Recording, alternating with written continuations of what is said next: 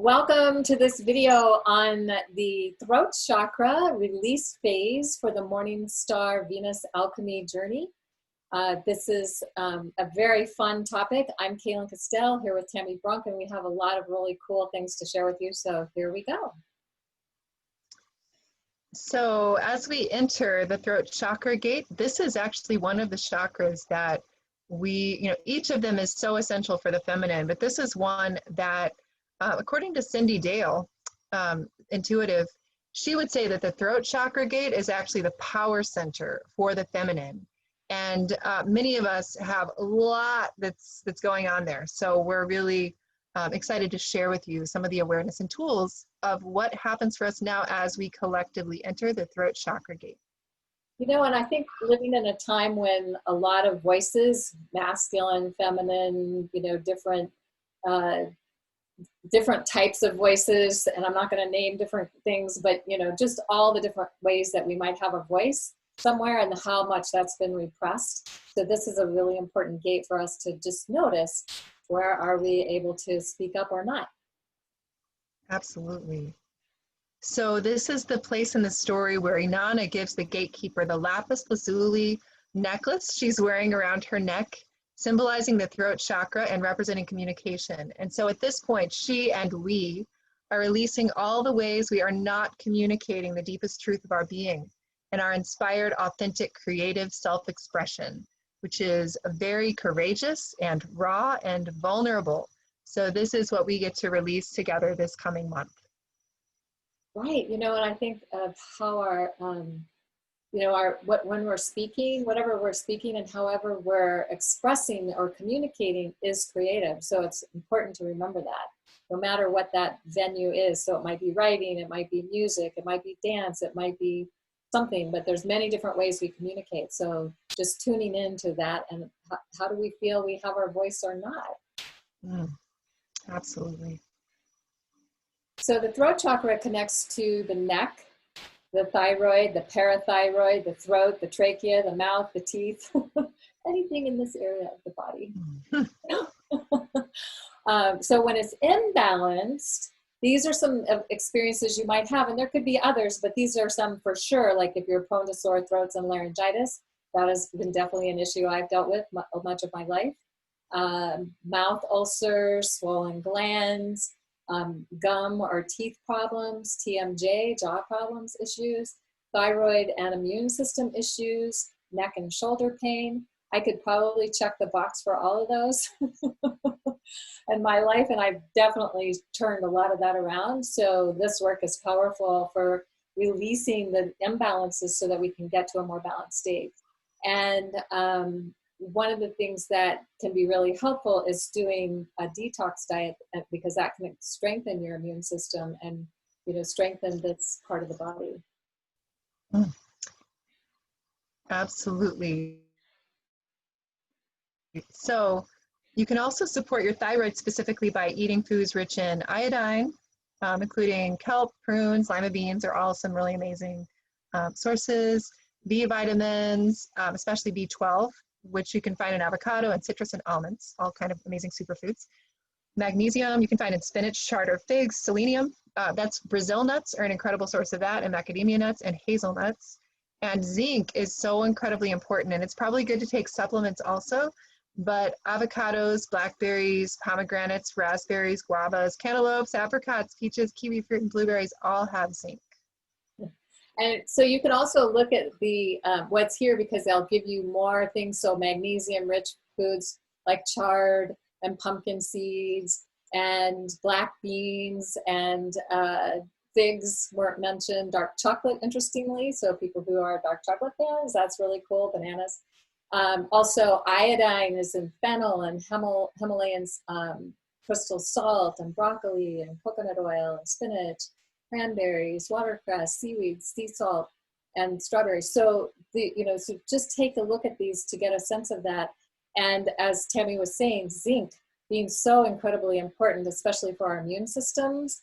And recently in the world events, it's been to strengthen our immune systems. This is one of the things that's being highly, highly recommended, is to just pay attention to how much zinc you have. And yes, you might need to take supplements to enhance that, especially if you're low in zinc. Absolutely. So an imbalanced throat chakra can include, on the one end, you might find yourself being overly talkative, not listening, having a hard time listening, having dogmatic points of view, feeling self-righteous and or arrogant, critical of self and others. And we all have periods where these kinds of energies come through. You know, a lot of times we notice in this course that when we get to the throat chakra gate, and for Kayla and I a little before that, we'll start actually, even when we started this class just now, we were like, wow, our throats feel a little scratchy. Like, this is a little weird. So you might start seeing some of these and paying attention and seeing if you have, you know, any of these kinds of things. Like, just, it's an opportunity to actually see where we're at in this realm. So, so excessive can show up in that way. And then if you're deficient in the throat chakra kind of realm, you might find yourself being fearful or timid or quiet or afraid to speak up. You might have some difficulty expressing thoughts and feelings. You might feel unreliable, inconsistent. You might feel devious and manipulative. It might be because you don't feel like it's safe to actually say what you think, so you've got to do it in a covert way. And of course, this was really classically true for a lot of women traditionally, and you know, in the past, still in cultures and in situations where women don't feel powerful. That's how it can come out, as sideways. So of course, lacking personal will, difficulty making decisions or choices, lacking discernment. Those are all some of the many areas that can be affected when we're really not lit up. We're not really alive and online from our throat chakra. You know, I'm curious and wondering, and I don't know, I'm just throwing this out there because I know that there's been times when I've been overly talkative, but usually, and I don't know that it's from an excessive throat chakra, having too much, but I think maybe sometimes from that place of fear. Yeah. And so there can be lots of different reasons that we do that. And so just being aware and noticing, like, oh, am I listening to what the other person's saying, or am I trying to talk over them, or I'm just waiting to talk? This is all really good stuff, because sometimes we're not really aware. And I know that it's been more in recent years that I've started to pay attention to that, and I'll sometimes notice, oh my gosh, I'm way over talking. Well, I mean, and don't you think, Kaylin, it's what I'm seeing and feeling so much so here, because you think of the thyroid and think of the throat. The thyroid has profound connections to our feminine reproductive system, right? And so even the thyroid, the throat, there's something for the feminine in men and women both that's so profoundly vulnerable about showing up, about being visible, about being seen. And right. And so, but what it feels like to me too is it's not even about, like, if we feel scared and we're talking a lot, what are we afraid of? It might also be that we're afraid of actually connecting. It might be that we're really afraid of intimacy. You know, it could be that too, because there's an awkwardness or there's that silence, and it's like that can feel really. And so sometimes with the throat chakra, it's not just about talking or listening. Sometimes it's about the spaces between. Sometimes it's about what is the depth of my presence and being with you and connecting to what you're actually physically saying and what the quality of your presence is, or what you may not be saying. Not that we're supposed to try to figure that out for people, but you know, throat chakra, I think, has to do with, am I showing up, and am I actually receiving, and am I transmitting clearly? I love what you said. I think there's also the thing about presence in the silence as well, because there's a lot in that space, and sometimes it isn't comfortable. And so if we're uncomfortable with that, what's that about? And maybe paying attention to that as we go through this gate. So yeah. So you want to do this one, Kaylin? Sure, whatever. So one of the things some things you can do to help balance the throat chakra, and that's a good practice. These are good practices this month. Is you might sing, chant, or hum. There's also a throat chakra mantra. You can just go online, or maybe we'll put a link in the on the class page for the throat chakra mantras. Listening to music, of course. Being able to gaze at the beautiful blue sky if you have one. ideally you would do. Wearing blue, breathing consciously, or doing pranayama, things that bring the breath and the energy into the throat can be really, really helpful to do. And, you know, you may have some of these practices already, but just being mindful of them during this month and maybe stepping them up a little bit can be helpful as well. And so there are certain gems that are good to wear, blue sapphire, aquamarine, blue turquoise. I have on a blue topaz here. So as we're doing this recording, because it's like it called to me and said, hey, you put me on for this video, right? Crystal. So finding, or any blue stone really. Lapis. Lapis, yeah, of course, lapis. Although Anana has to take off her lapis beads at this gate. So, you know, if you have some, you might do something symbolic of releasing them, and then when we come back through this gate, returning them. I don't know, I'm just pondering that possibility, yeah. And then of course there's essential oils that you can use, and these are just an example of a very few: frankincense, myrrh, sandalwood, cypress, lavender, cedarwood, basil, spearmint, jasmine, lemon, sage, fennel, peppermint, and tea tree. And there are more. And if some of these sing to you and you already have these oils, you might want to consider using them daily during this gate. If you don't have them, you might want to tune in and see which one would be one that feels most alive for you, and maybe get one to support you during this time. Awesome. So with the balanced throat chakra, you may, and this is what we're going to invite over the coming month, you know, is really clearing whatever stands in the way of this experience. Is we might experience heightened intuition and telepathy, personal will aligned with divine will, that feels good.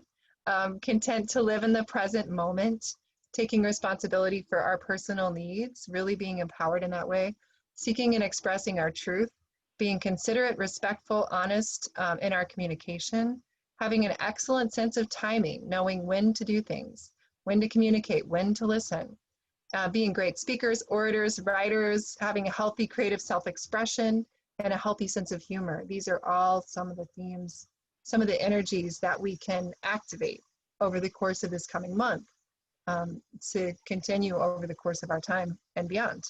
Right, and the healthy sense of humor, laughter, you know, LOL, laughing out loud. But laughter helps activate the throat chakra, and it's also very healing. It releases the feel-good hormones, and can really help us to heal pretty much any issue. And in fact, I've recently been revisiting Norman Cousins' Anatomy of an Illness. He wrote a book about it in the late 70s, I think it was 79 when it was published, and there was a movie made about it in 1984, how he used laughter to heal himself from a disease of the spine, where his spine was going to become completely frozen and he couldn't walk, and he was in bed and he was going to have to decide whether he was going to sit up or lay down. Wow. And he decided no, and so he used laughter. He did use high doses of vitamin C too, but this was the main protocol, and he absolutely healed it, and he lived several more years after that, walking and doing everything he loved to do. So laughter, humor, all of this is so good for our whole body, but especially for our throat chakra. Absolutely. That's awesome. Yeah. So one of the reasons that we're going to talk about Gila Monster, because it's definitely a throat chakra power animal for those people who feel inspired. And literally Gila Monster showed up for me in the very first Venus class we did, and keeps showing up for me. And so they are ancient ones. So I feel like it's like the ancestors, the ancient ones, you know, it's showing up through the medicine of the Gila monster. And this particular Gila monster, actually, that you see pictured here, was walking and sticking its tongue out on the ground. So it was like, you know, so I'm like, oh, throat chakra, it's sensing around it, right? So they use it to hunt and then receive information about the environment. Of course, I feel like they look more like a dinosaur, or more like than even other lizards. It's just so amazing. And interestingly, even though their bite is poisonous, their venom is used as medicine. and they can live for a year or so. Sometimes some say longer, some say about a year without food or water. So they're very resourceful because they store it in their tail, interestingly. And they spend most of their time underground. So to see a Gila monster is a big deal. In fact, there are people who've lived in the desert Southwest where I live their whole life and they've never seen one in the wild. I've lived here 40 some years and I've seen probably 12 of them in the wild and 6 or 7 of them in the last 3 or 4 years. So I definitely feel like I carry Gila monster medicine. Anyway, so they've been known to live over 35 years in captivity, and they're just these amazing creatures.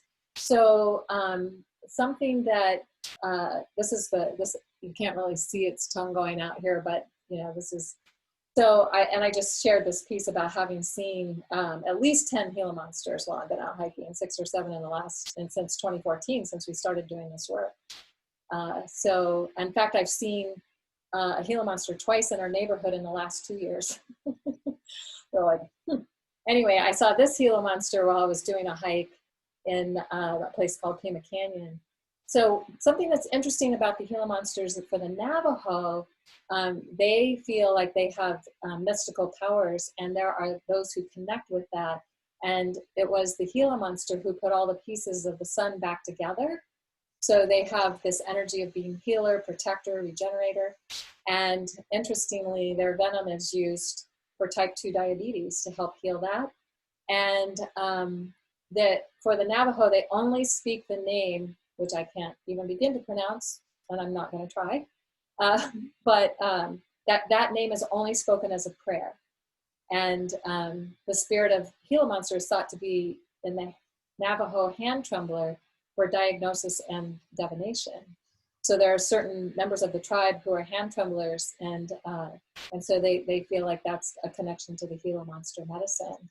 So this is really about finding and speaking your own truth, divination, intuition, having patience, dismembering, remembering, similar to releasing, reclaiming. It's resourceful healing and balance, moving between the worlds above and below, above ground and below ground, because Gila monsters spend most of their time below ground, but they come up above ground and give us messages every now and then. So very cool. Yeah, it's amazing. What an incredible animal to align ourselves with, in times when it feels difficult. That what sticks with me with what you're saying is there's so much to it, but also that they can go without food or water for a year. It's amazing. It is. Yeah, that's deep resiliency. So when we come to the throat line and we consider Morningstar Venus specifically, what also comes to mind is the goddess Barnumvir, who to the, I believe it's the Yolngu peoples, Aboriginal peoples of Australia. It should say, I think the next one will say. This one, it doesn't say Yolngu. It doesn't say, okay. That she is the one who creates a path across the land. She creates the song lines across the land, and she was Morningstar Venus.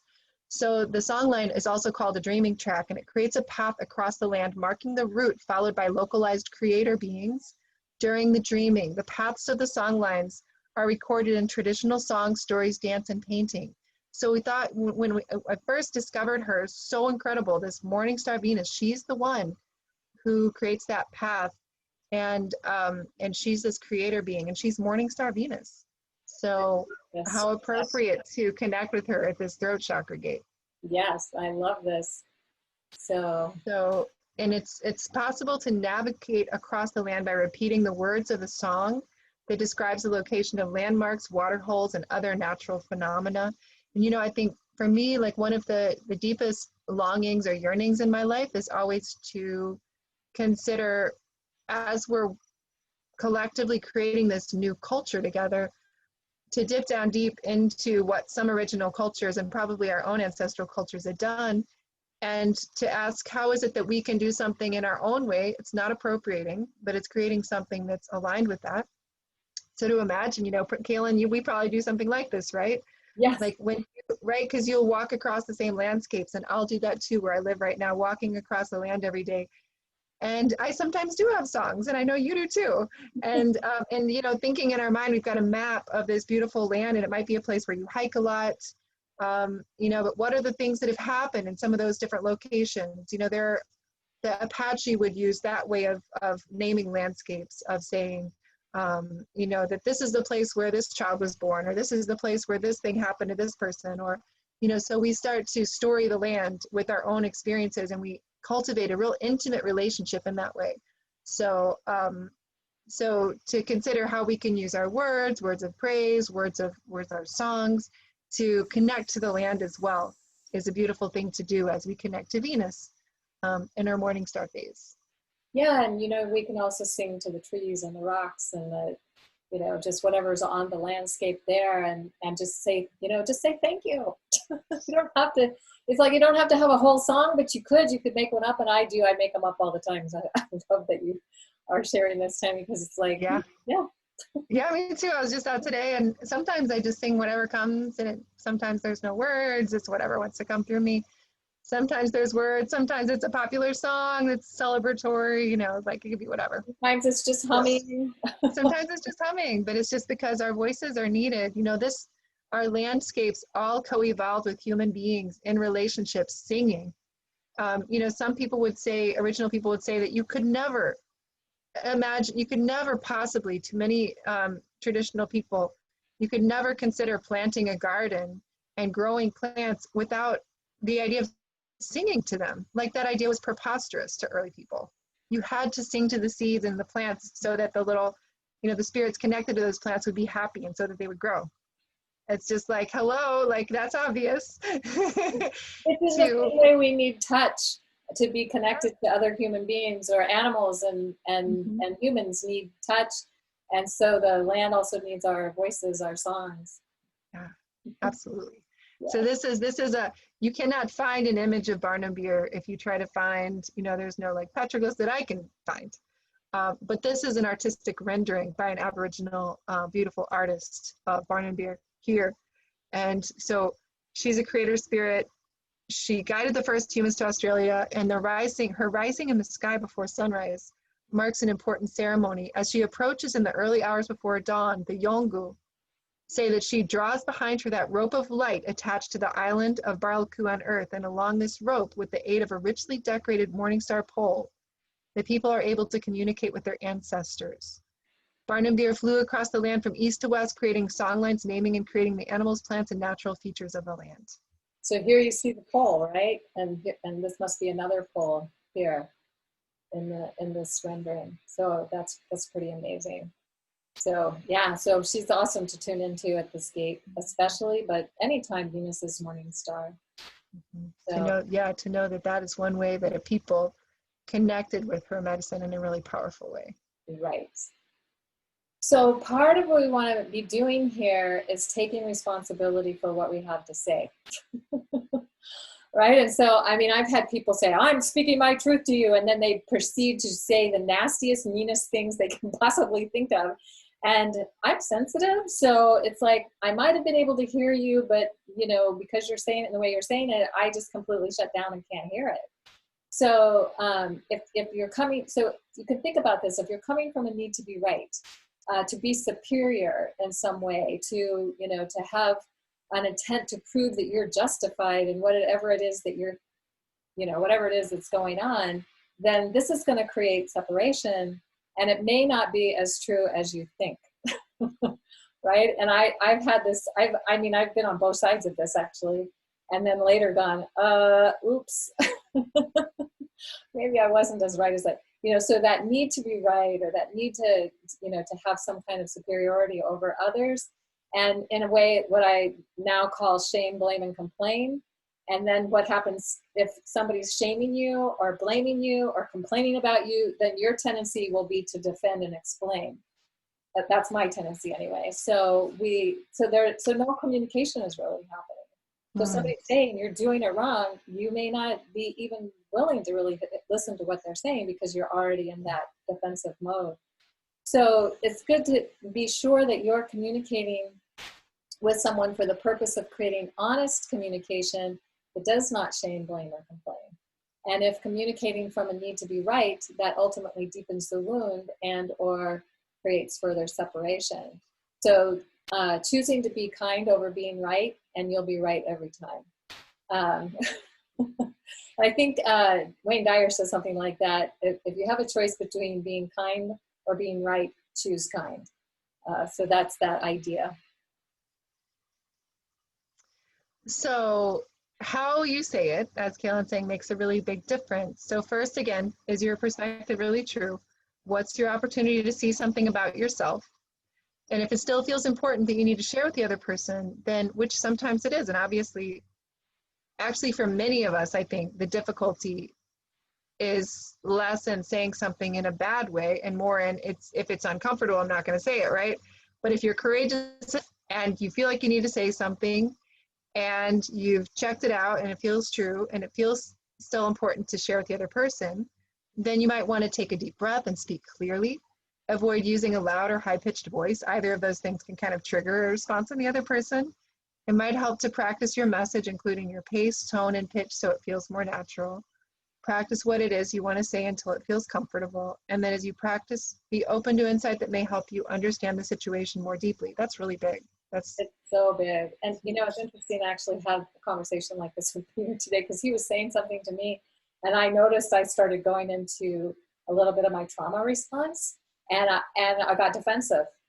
And I was having trouble hearing what he was saying. But then he was able to like step it back a little bit and realize that the way he was saying it was harder for me to hear, and he apologized, and then we were able to have the deeper conversation because we took the adrenaline out of it, so to speak. So this is our opportunity. And so, you know, I was able to honestly say to him, and he heard it. so that, you know, so we have these opportunities all the time because we practice this all the time, but you know, it'll probably always come up, and it's just a good practice to keep in mind. So I think this one's yours, Tammy. So pressing pause, reactivity versus mindful speaking. So the need for round-the-clock connection not only makes people more impatient, it also robs them of time for quiet reflection or deeper, more critical thinking. So this was an interesting article I was reading, and it's a book that also has been written, but about the way that now, this world we live in now, everything is so quick. You know, you can text immediately, you can call someone back, you can, you know, it's just like so rapid fire that it's really changed the ways our brains are wired. And so for that reason, sorry. Oh boy. I guess the universe is telling us this is really important to hear. Yeah, like that. I mean, hello. It's like so much immediate. There's so much going on.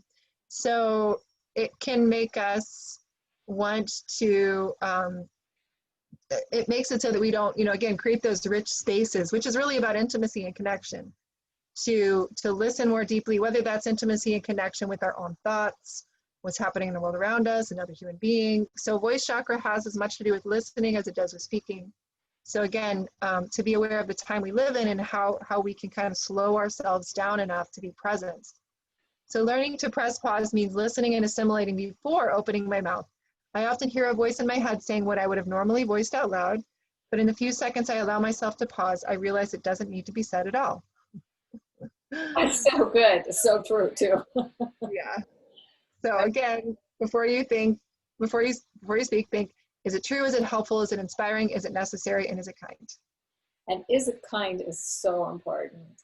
Yeah. I think sometimes people, it's just, as we talked about before, it's just so much more important for them to say whatever they're thinking in the moment, and they don't realize that that's actually creating more division and separation and disconnect in the way that they're saying it. So how we say it is so important. It is. And I do want to say too that I think kind is an interesting word, because depending on how deep we want our connections and authentic and genuine we want them to be, kind can actually be that you care enough to actually say something that's uncomfortable in a thoughtful way that might actually create a reaction in the other person, but it's with the intent of love. Right, because if you're just shaming and blaming, then that's not kind. But if you're being honest and genuine, and you don't, and you're not feeling like you have to be right and superior, very different.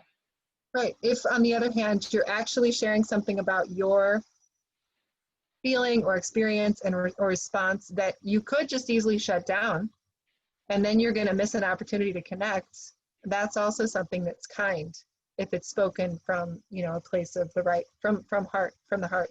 Right. Yeah, absolutely. So, and then of course there's what our inner voice is saying to us.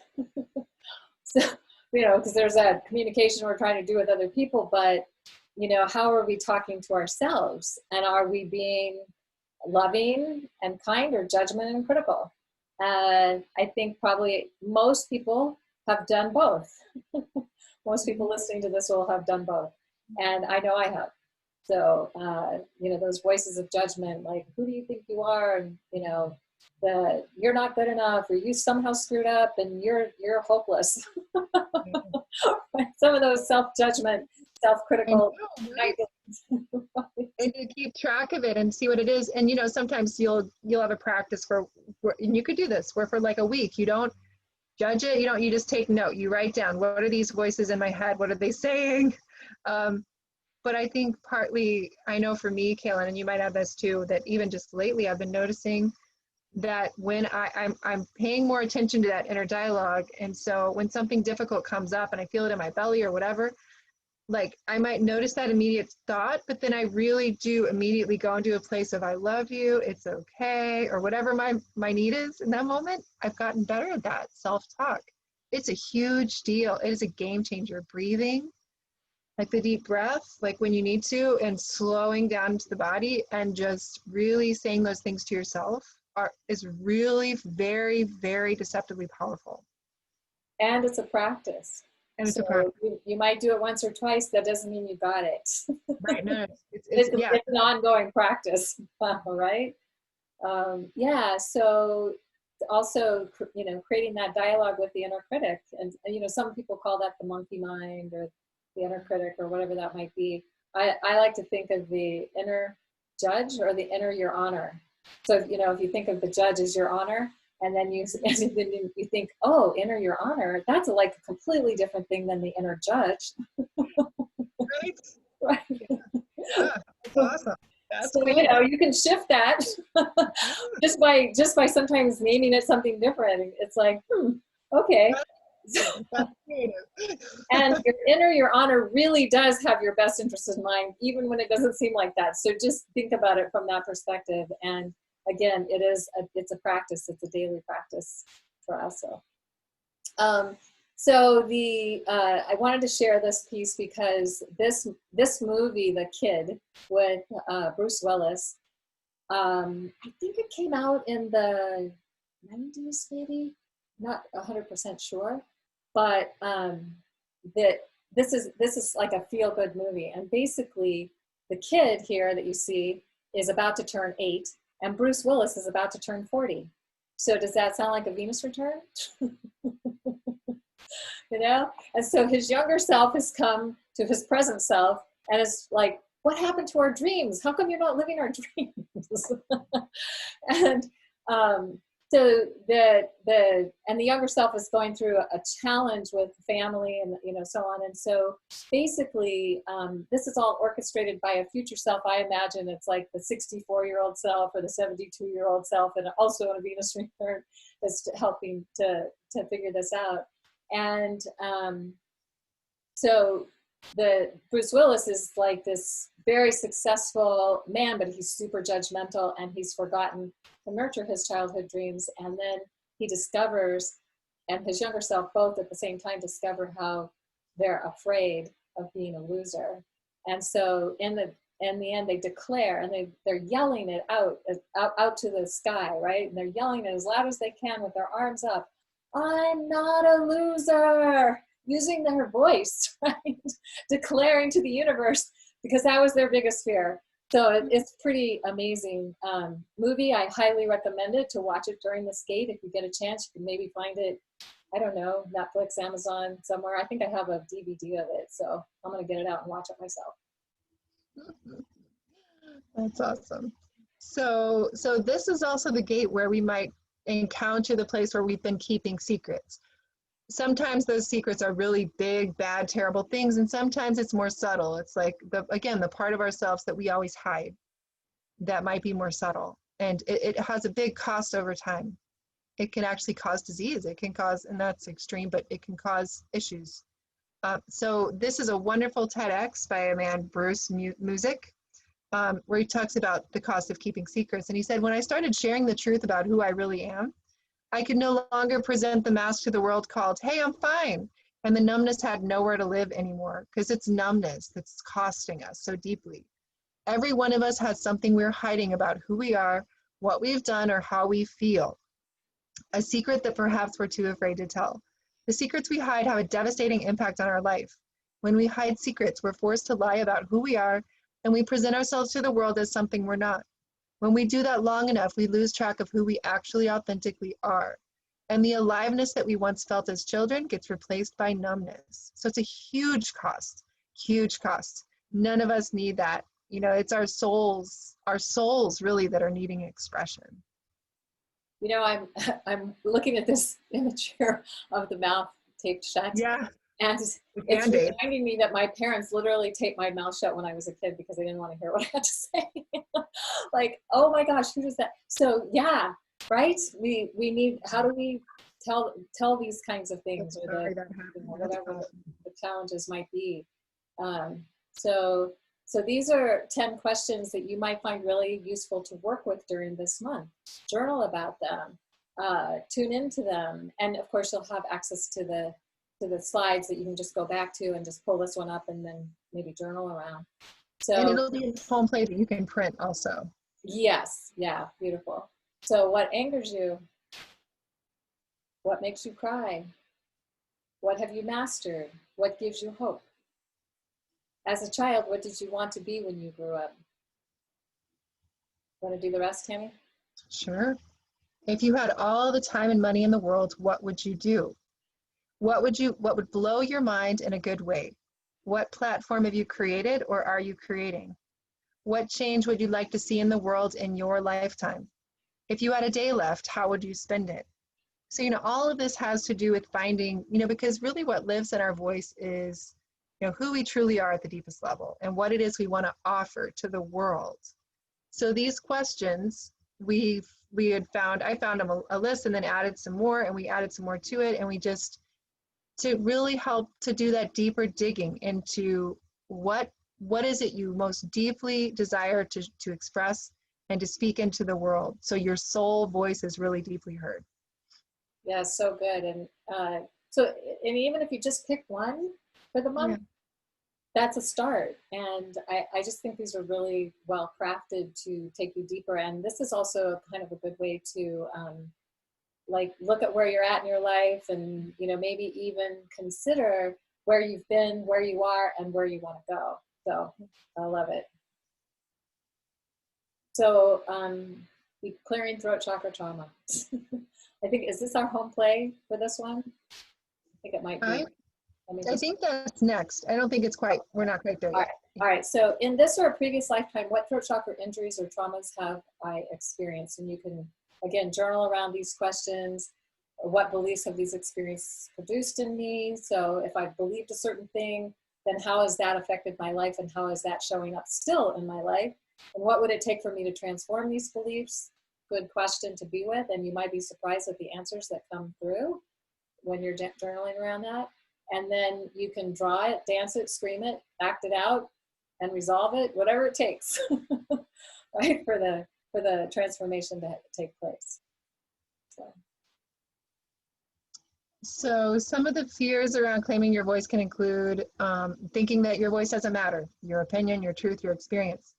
I totally get that. I mean, my experience, it's so strange how often I notice that somehow it's as if my own experience, my own story, my own life doesn't carry as much weight, as much authority, as much gravity as others. I've had to really work on that. And I think a lot of us do. Or you could say it's already been said. You know, that's a really easy one to fall into. It doesn't matter. you being who you are, saying what you say from your angle, is going to be absolutely unique, and someone needs to hear it. I don't know enough for my opinion to matter.